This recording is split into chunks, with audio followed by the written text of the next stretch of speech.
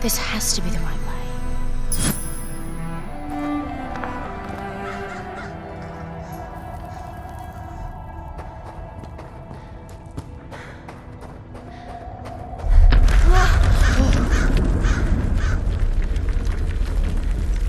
Before we continue, let's stop a moment and take a look at some of the key features of this demo.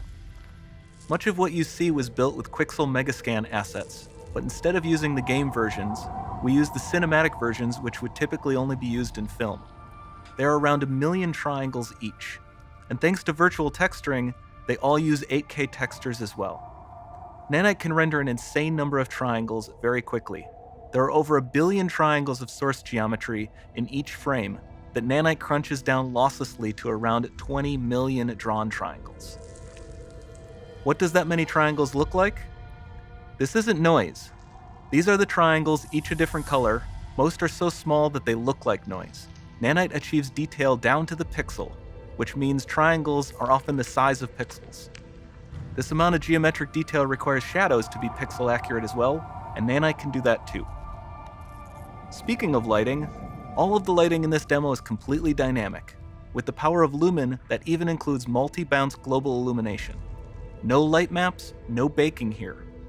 Without GI, all of that beautiful lighting is gone. With Lumen enabled, we can move the light and the bounce changes instantly. Okay, let's keep going.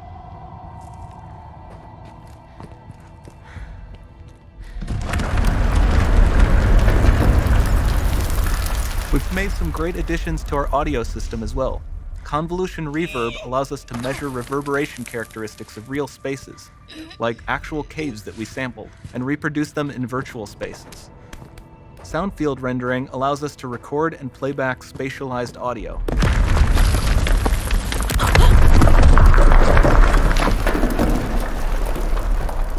All of this adds up to a more immersive experience.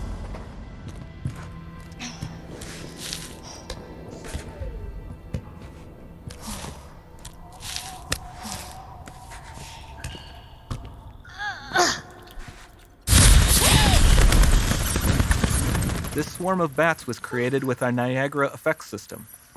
Particles in Niagara can now talk to one another and understand their environment like never before.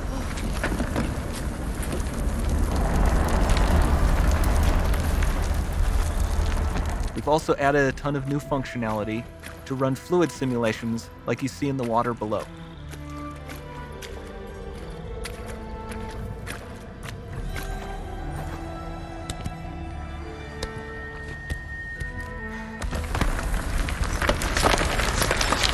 The demo runs on our chaos physics system. Here we are using it to accurately simulate the rigid bodies of the falling rocks and the cloth of her scarf.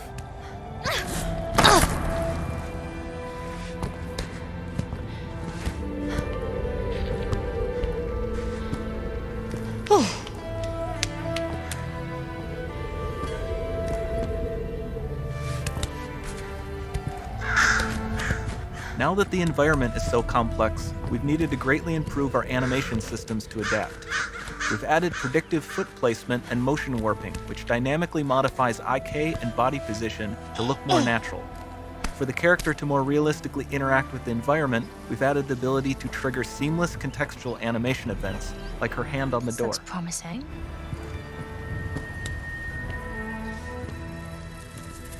Dynamic GI is amazing, not just for speeding up iteration, but also for its impact on gameplay. Nice. Any light source can move while still having beautiful bounce lighting. Dynamic illumination means specular as well, which you can see on all the metal surfaces. You can even see the Niagara-powered bugs reacting to the light. Lumen not only reacts to moving light sources, but also changes in geometry.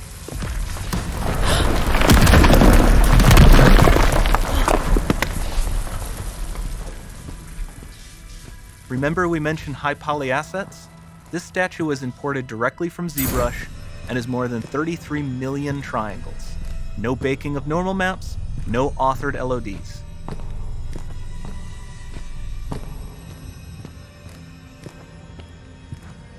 And we can do more than a single statue.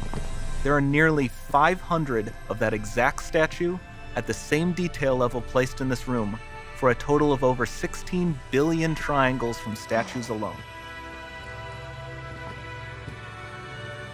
Over this entire demo, there are hundreds of billions of triangles.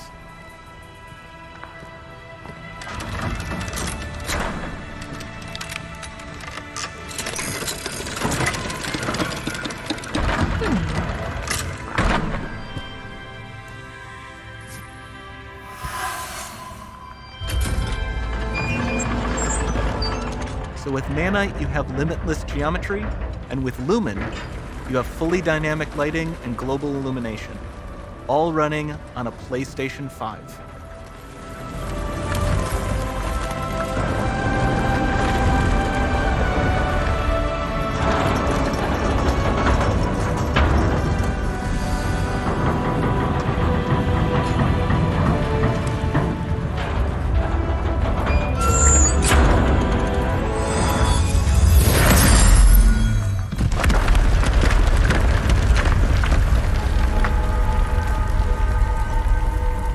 There's not much time left.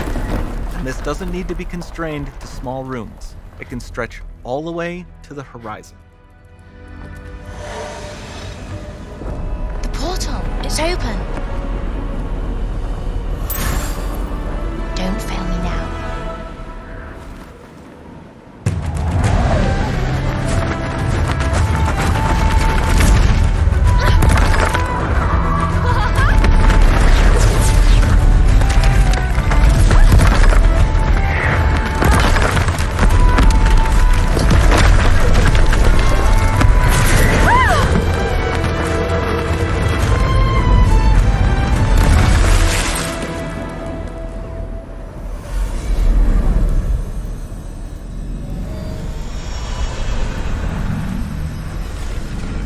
Time to see what's next.